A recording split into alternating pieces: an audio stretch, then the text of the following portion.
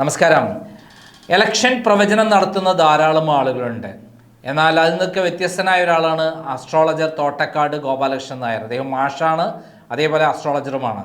അദ്ദേഹം നടത്തിയിട്ടുള്ള കഴിഞ്ഞ കാലങ്ങളിലെ ഇലക്ഷൻ പ്രവചനങ്ങളെല്ലാം ഏകദേശം ശരിയായി വന്നിട്ടുണ്ട്. കേരളത്തിൽ കഴിഞ്ഞ തവണ 18 സീറ്റുകളിൽ UDF വിജയിക്കുമെന്നും ആലത്തൂരിൽ കെ രാധാകൃഷ്ണനും തൃശ്ശൂരിൽ സുരേഷ് ഗോപിയും വിജയിക്കുമെന്ന് നേരത്തെ അദ്ദേഹം പ്രവചനം നടത്തിയിരുന്നത് ക്രൈം പ്രസിദ്ധീകരിച്ചിരുന്നു. അത് 100% സത്യസന്ധമായിട്ടാണ് വന്നത്. അതിന് മുമ്പത്തെ ഇലക്ഷനിൽ ഏകദേശം 90 സീറ്റോടുകൂടി LDF അധികാരത്തിൽ വരുമെന്ന് അദ്ദേഹം നിയമസഭാ ഇലക്ഷനിൽ പ്രവചനം നടത്തിയിരുന്നു. അത് 99 സീറ്റോടുകൂടി അദ്ദേഹം ആ പ്രവചനം ശരിയായി. ഇത്തവണ അദ്ദേഹം ഒരു പ്രവചനം നടത്തുകയാണ്.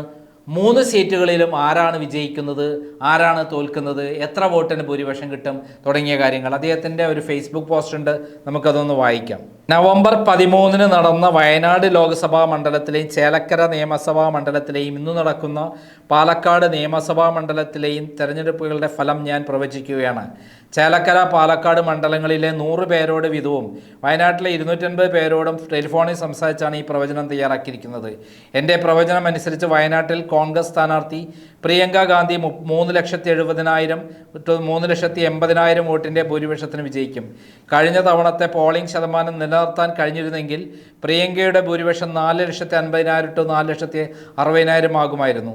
ചേലക്കരയിൽ കോൺഗ്രസ് സ്ഥാനാർത്ഥി രമ്യ ഹരിദാസ് 2,500 to 3,500 വോട്ടിൻ്റെ ഭൂരിപക്ഷത്തോടെ വിജയിക്കും. പാലക്കാട് കോൺഗ്രസ് സ്ഥാനാർത്ഥി രാഹുൽ മാങ്കൂട്ടത്തിൻ്റെ 6,500 മുതൽ 7,500 വോട്ട് വരെ ഭൂരിപക്ഷത്തോടെ വിജയിക്കും. വോട്ടിൻ്റെ നില താഴെ പറയുന്നു. Wayanad Priyanka Gandhi Congress 6 lakh to 6,50,000. Sathyan Mokeri CPI 2,20,000 to 2,30,000. Navya Haridas 1,10,000 to 1,15,000. Chelakkara Ramya Haridas Congress 59,000 to 59,500. UR Pradeep CPM 56,000 to 56,500. K Balakrishnan BJP 30,000 to 30,500. Palakkad Rahul Mamkootathil Congress 55,500 to 50,000. C Krishnakumar BJP 48,500 മുതൽ 49,000 വരെ. ഡോക്ടർ പി സരീൻ CPM സ്വതന്ത്രൻ 33,000 to 33,500. വിശദമായി നാളെ എഴുതാം. കഴിഞ്ഞ ലോക്സഭാ തെരഞ്ഞെടുപ്പ് ഞാൻ പ്രവചിച്ചിരുന്നു. ആലത്തൂർ ഒഴിച്ചുള്ള 19 മണ്ഡലങ്ങളിൽ പ്രവചനം ശരിയായിരുന്നു. അത് എൻ്റെ ഫേസ്ബുക്കിൽ കിട്ടും. മാത്രമല്ല ന്യൂസ് 18 ചാനലിലും മറുനാടൻ TVയിലും സംപ്രേഷണം ചെയ്യുകയും ചെയ്തിരുന്നു. അതേ ആലത്തൂരിൽ ഈക്വൽ ഫൈറ്റാണെന്നാണ് പറഞ്ഞത്. അങ്ങോട്ടും ഇങ്ങോട്ടും ഉണ്ടാവാം. കെ രാധാകൃഷ്ണൻ വിജയ സാധ്യതയുണ്ട്. അതേസമയത്ത് രമ്യ ഹരിദാസ് പിന്നിലല്ല, ജയിക്കാനും സാധ്യതയുണ്ട് എന്നാണ് പറഞ്ഞത്. അത് ഏകദേശം ശരിയായിരുന്നു. 20,000 വോട്ടിൻ്റെ ഭൂരിപക്ഷം അവിടെ മാത്രമേ കിട്ടിയിട്ടുള്ളൂ. നമുക്കറിയാം 39,000 വോട്ടിൻ്റെ ഭൂരിപക്ഷം ഉണ്ടായിരുന്ന ഒരാളാണ് ചേലക്കര നിയോജക മണ്ഡലത്തിൽ രാധാകൃഷ്ണൻ. ഇത്തവണ അദ്ദേഹത്തെ വെട്ടിമാറ്റി മുഖ്യമന്ത്രി സ്ഥാനത്തേക്ക് അദ്ദേഹം നാളെ വരരുത്, ഒരു ആവശ്യക്കാരനായി വരരുത്, മരുമകൻ മുഹമ്മദ് റിയാസിനെ എങ്ങനെയായാലും മന്ത്രിയാക്കണം എന്നുള്ള ഉദ്ദേശത്തോടു കൂടിയിട്ടാണ് കൃത്യമായി പറഞ്ഞാൽ കാര്യങ്ങൾ പിണറായി വിജയൻ നടത്തിയത്, അദ്ദേഹത്തിന് സ്ഥാനാർത്ഥിയാക്കിയത്.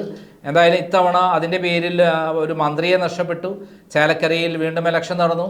അവിടെ കെ രാധാകൃഷ്ണൻ നിർജ്ജീവമാണ് എന്ന് UR പ്രദീപ് കംപ്ലൈൻറ്റ് ചെയ്തു. എന്തായാലും ആലത്തൂർ നിയോജക മണ്ഡലത്തിൽ 3,000 to 3,500 വരെ ഭൂരിപക്ഷമാണ് ഗോപാലകൃഷ്ണൻ നായർ പ്രവചിക്കുന്നത്. 6,000 to 7,500 വരെ ഭൂരിപക്ഷമാണ് പാലക്കാട് പ്രവചിക്കുന്നത്. അതേ സമയത്ത് ഇവിടെ 3,50,000 to 3,60,000 അങ്ങനെയാണ് അദ്ദേഹം വയനാട്ടിൽ പ്രിയങ്ക ഗാന്ധിക്ക് പ്രവചിക്കുന്നത്. നമുക്ക് 23-ാം തീയതി വരെ കാത്തിരിക്കാം. അതുവരെ നന്ദി, നമസ്കാരം.